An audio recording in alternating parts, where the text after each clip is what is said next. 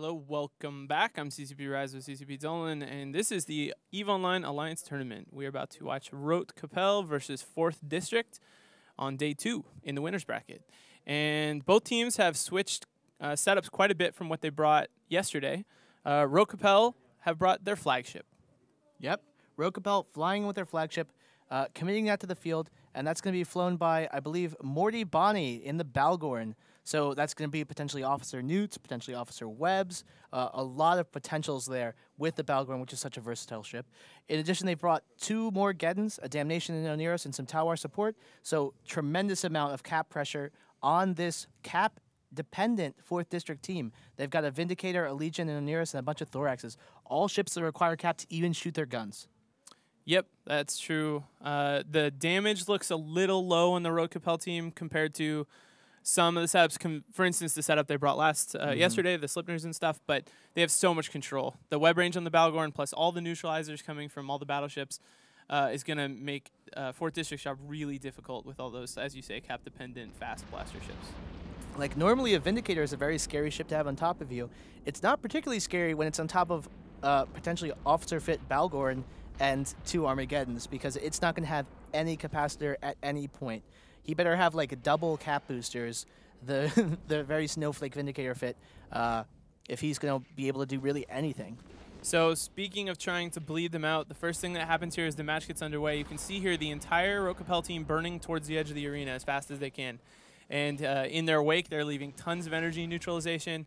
Thorax was able to catch up pretty quickly, but the rest of the 4th District team still lagging behind by quite a bit. And they'll have to turn around here pretty soon before they get to the edge of the boundary, but using that space to help bleed out some of the 4th District. The longer this match goes, the better it is for Rote Kapelle by a wide margin.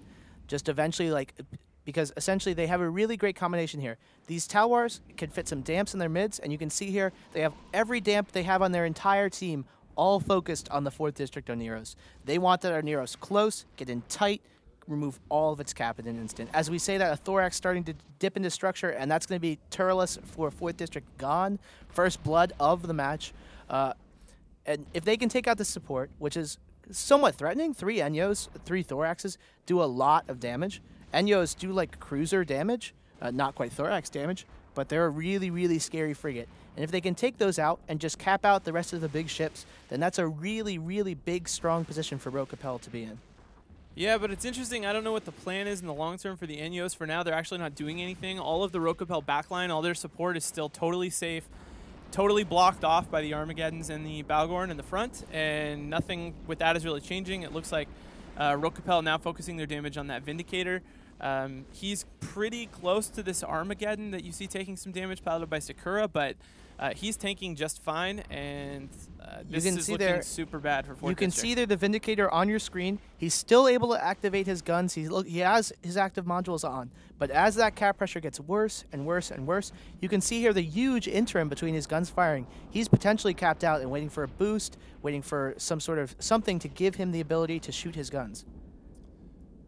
Yeah, he's just they have no way to put pressure on the Rote Kapelle team. Like, Rote Kapelle has basically chosen a primary for them by putting the Armageddon in front that you see right there. And there goes Trony and the Vindicator.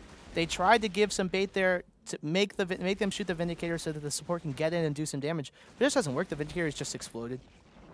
Yeah, they're in big trouble. This is a really strong team. An interesting thing, Rote Kapelle has completely ignored the logistics. They've got damps on him, but he has been able to keep reps active for the most part, and they just don't care. Like, they're crippling the ships that they're primarying so badly that they don't even really need to worry about the Oneros. They can just kill Thoraxes really easily underneath reps. There goes another Thorax.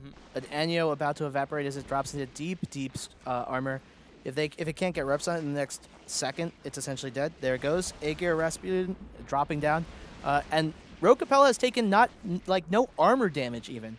They've been putting a little bit of pressure on the Geddon, but really no big deal. They have to, first of all, they had to have gone for that Oneros much, much earlier. Like, if this is the kind of damage that they can do right now, they need to kill the support to be able to do anything. The problem here, I mean, what's smart about the Rote Kapelle setup is they can't go for the Oneros. To go for the Oneros, they have to get through Balgorn webs, they have to get through newts from the Armageddon, both Armageddons and the Balgorn, and they have to get past damping pressure while they're closing. So for them to actually get to the back line and put pressure on the Neros is incredibly difficult.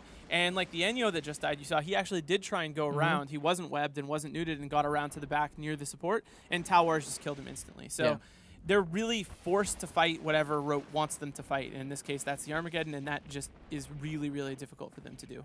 Well, Rote Kapelle might lose their first ship here. A Tower dropping in a deep structure, and there goes a Tower. So at least not a flawless victory for Rote Kapelle. Rote Kapelle, one of our strongest teams. So strong, in fact, that we picked 2 commentators from the team to fly out to Iceland. They'll be joining us next weekend as our 2 guest commentators joining Shadu and the 3 of us who you've already seen to talk about spaceships and EVE Online, the game that we love. Yeah, it'll be interesting to have them out here. Some new faces finally joining the tournament team. Bacchanalian and Apathetic Brent, I don't think I said their names earlier. So they're actually 2 of the commentators for the Syndicate Competitive League, the SCL, a player-run tournament that runs on Sissy Singularity, one of our test servers. Loki down for 4th District. They're losing another Enyo now as well. They're definitely getting crushed here. The Loki's an interesting choice. We haven't seen teams bringing too many Lokis or Hugins or anything with the blaster setups to try and rope things in for the blaster ships to catch up to. And I think that's mostly just because it's a huge point investment and it doesn't actually earn you all that much, as you saw here, because the teams can start at pretty long ranges. Rote Kapelle starts like a good 60 or 70k away from the 4th District team, and the Loki never has a chance to catch something early without exposing himself to too much damage, and so this Legion is going to be the last ship on the field here. I think that's actually a consequence of not seeing many kiting teams this year. There's not really been any times you need like a super long range web. For 4 more points, you can get a Vindicator, which has a stronger web.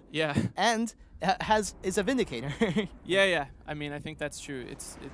There hasn't been a lot of like fragile kiting teams. I mean, in a way, this Rote Kapelle team kites, but the answer to it is not a Loki.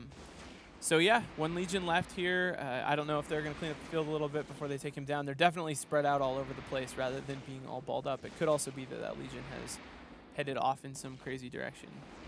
Well, I'm sure they'll catch up to him. I'm actually really liking, so this is the first time we've run in the Alliance tournament the full double elimination format. We have 64 teams running an entirely random seeded 32 match double elimination bracket. So this is our 2nd day of matches. Previously, we used to run group stages, and then it was sort of like, oh, I'm doing all right on points, blah, blah, blah. This format, every single match counts. You lose a match, you've just thrown away your 1 free loss.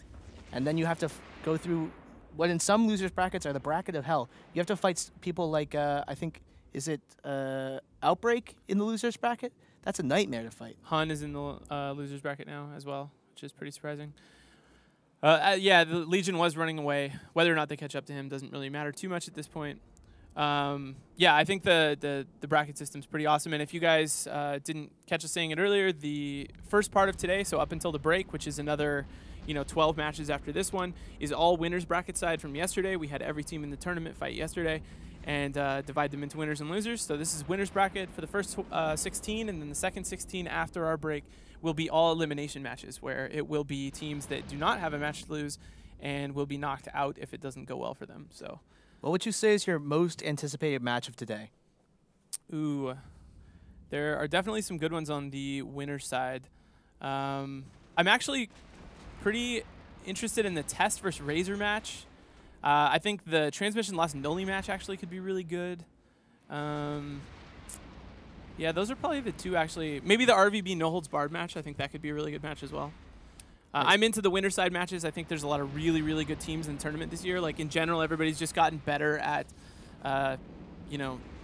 playing in the tournament in general. So the people on the winner side right now, there's just tons of really, really good teams. So I'm pretty excited about all that. And then the knockout matches are obviously interesting. Having a team like Hun Reloaded get knocked out on day 2 would be pretty crazy. So yeah, exactly. Those will be pretty exciting as well. There's going to be a lot of rough matches for particularly big name alliances, well-known alliances, fighting some of the best tournament teams that have ever been. Goonswarm Federation versus Outbreak. Yeah, that's going to be a rough match for Goonswarm Federation. Maybe they can pull it out, keep going on in a tournament. We also have a Noir Mercenary Group, one of our most participating groups, versus Hun Reloaded. Yeah. That's going to be a rough match for Noir Mercenary Group. And that's going to be the match as that Legion falls. We'll be back to you guys in just a few minutes with our next match, Late Night Alliance versus Clockwork Pineapple.